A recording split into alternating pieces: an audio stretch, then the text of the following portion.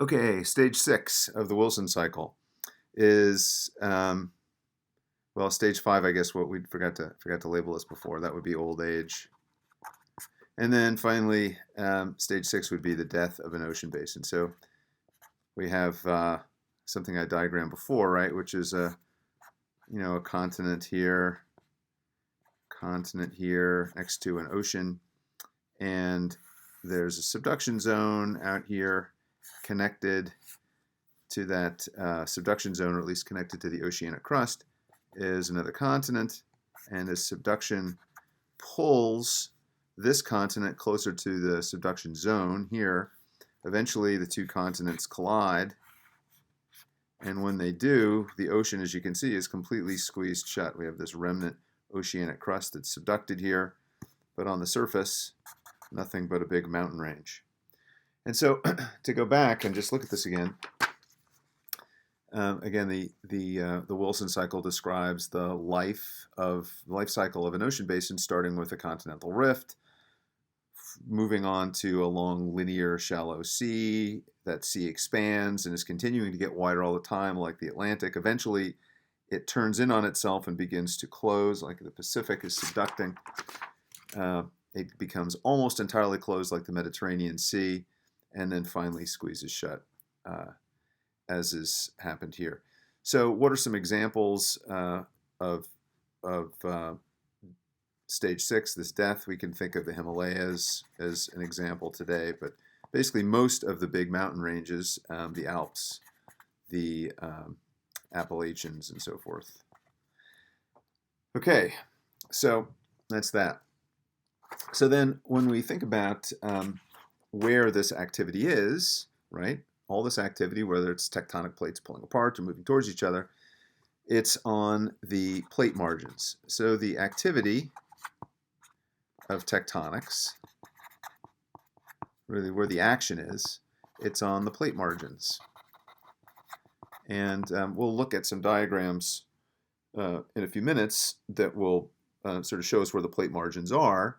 But basically what you always want to be thinking about is, if you know where the plate margins are, and we know where they are all over the world, and there aren't that many of them, then you can make some really good assumptions about what kind of tectonic activity you're going to have. Should you have volcanoes? Should you have earthquakes? Should it be really quiescent, stable, boring, like you have in Iowa? And then also the orientation of the rocks, right? So in the middle of, let's see, I'll just sort of draw. This is trying to draw the United States. I'm not going to try and include Canada here, but as we go down, we have, I don't know, something like this, right? So this is Florida, and this is the Yucatan, right? So here we are in Iowa, right in the middle. So where are the tectonic plate boundaries here? Well, there's a tectonic plate boundary running right along here, along the west coast of the United States, and it's the San Andreas Fault, but mostly, aside from that, it's the subduction zones that are connecting North America and the Pacific as North America moves west and runs over this. But where's the tectonic plate boundary to the east, over here in the Atlantic? Is there a tectonic plate boundary anywhere over in here in New York, New Jersey? Now, it turns out you have to go all the way out to the middle of the Atlantic Ocean to get to the tectonic plate boundary, and it's the place where the crust is separating apart from each other.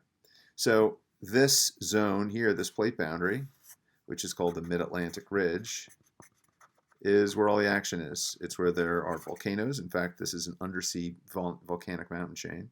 It's where the earthquakes are and so forth. What about over here? This is where the action is. This is where the earthquakes and the volcanoes are. Mount St. Helens up here in the Pacific Northwest, the San Andreas Fault here in Los Angeles, and so forth. So in the middle, in Iowa, we are far removed from all that. And so for hundreds of millions of years, nothing has happened. So in terms of plate tectonics, so here we are with Iowa, and this is sort of where the oceans are today. Let's say this is the, I don't know, who knows, the Gulf of Mexico or something. And here we are, Iowa right there. I should draw corn rather than a tree, but that's the basic idea.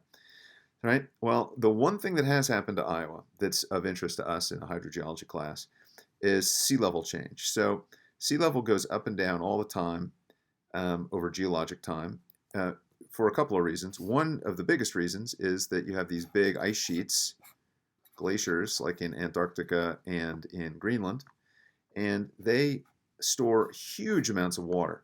So the ice that's in Antarctica, for example, if it were to melt, would raise global sea level by about 200 feet. The ice that's in Greenland, if it were to melt, would raise sea level by about 50 to 70 feet or so. So when we go back far enough in time so that there were no glaciers anywhere in Antarctica or Greenland, sea level had to be higher. When we go back just 10,000 years, glaciers were a lot bigger. There was big glaciers up in Canada and other parts of the world, and so sea level was lower because the water that makes up the glaciers came from evaporated ocean water. Well, if we go back far enough, and this is hundreds of millions of years, this is back around 400 million years ago, MYA is millions of years ago, 400 million years ago or so, the sea levels were so high that they were flooding over even on top of Iowa. And in the shallow waters of those seas that covered not just Iowa, but southern Minnesota, pretty much all of the Midwest, and down into the southeast and the south, sediments were being deposited there. And the sediments that were being deposited there, are now sedimentary rocks. And a lot of those sedimentary rocks deposited during that time are limestone.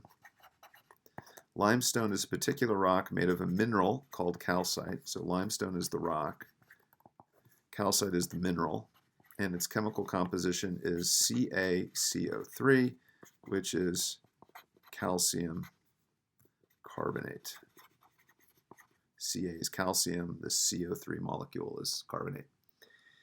And these things were formed as the shells of marine organisms. So marine organisms like clams, like corals, like oysters, like snails, were living at the bottom of the ocean, and they died, as organisms do, and their shells were broken up by the wind and the waves and turned into mud, and then eventually kind of compacted and cemented together. And those remains are the limestones that we see all over Iowa. All the rocks that you see and across most of the Midwest are almost entirely limestones. There are some exceptions. There are shales. Shales are made of compressed mud, and there are sandstones, which are made of compressed sand. But for the most part, it's limestone. And limestone has particular properties that make it very, very interesting to us as we study hydrogeology. And those are things we'll come back to soon.